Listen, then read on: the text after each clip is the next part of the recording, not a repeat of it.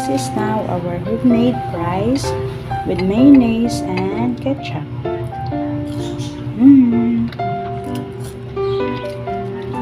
Sarap. Super yummy.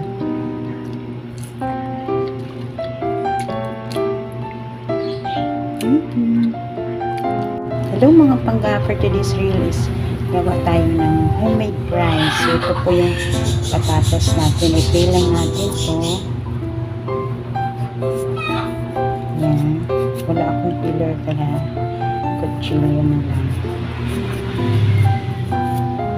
Ito siya.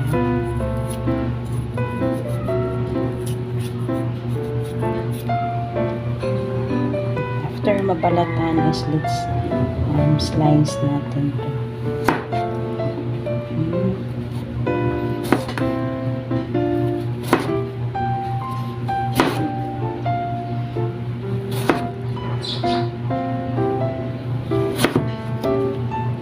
Let's slice it. Yung tama lang.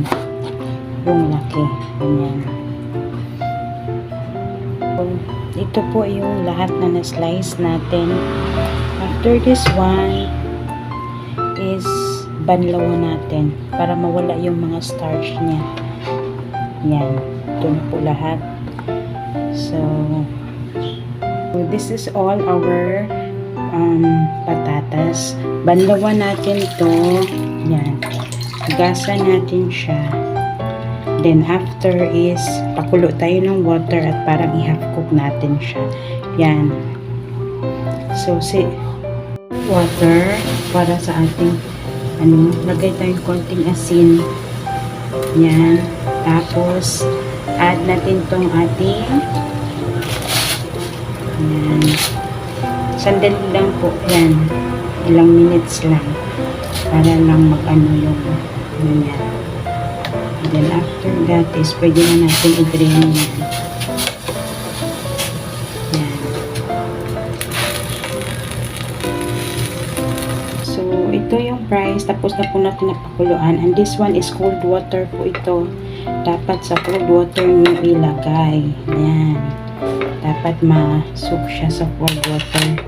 Then after this one is pwede na natin siyang ilagay sa para maano na siya. After is lagay natin siya dito. Yan, para ano siya, maging crunchy talaga siya pag na-fry na natin. Yan. So, dapat ma-drain yung water niya. Dapat wala na siyang water. Then, lagyan natin siya ng konting cornstarch. So, slice niyo, pakuluan konti. Then, after pakuluan konti, lagay niyo sa cold water. Then, after is ito. Yan. Tapos, pag okay na siya, pag wala na siyang water, lagyan po yung mantika natin. Ito na po yung fries natin. Nilagyan ko po siya ng konting cornstarch. And it's ready for frying. So, let's lunod-lunod na on the way. Yan, yung ating fries. Homemade french fries. So, yan lang muna para yan.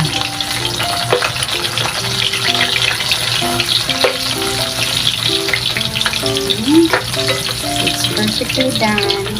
First, frying natin. So, para maging crunchy talaga siya, ibalik natin siya for the second frying. Okay? Okay, so this one, second fry natin siya para maging golden brown na siya.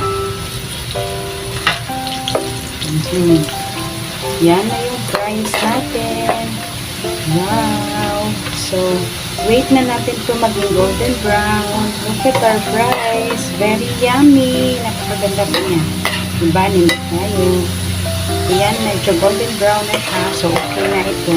Hanguin na natin. Ito na po lahat. Wow.